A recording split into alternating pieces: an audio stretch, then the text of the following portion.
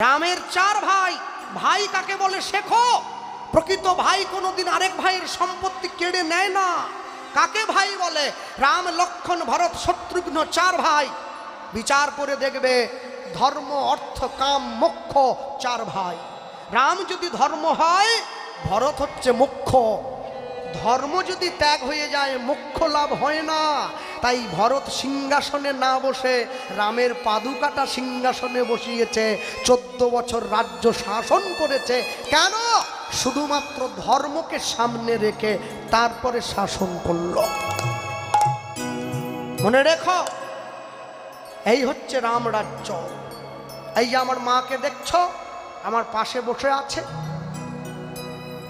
আমাকে কীর্তনীয়া বানাবার জন্যে, শিক্ষিত করার জন্যে, বড় করার জন্যে পরের বাড়িতে বাসন পর্যন্ত মেজেছে।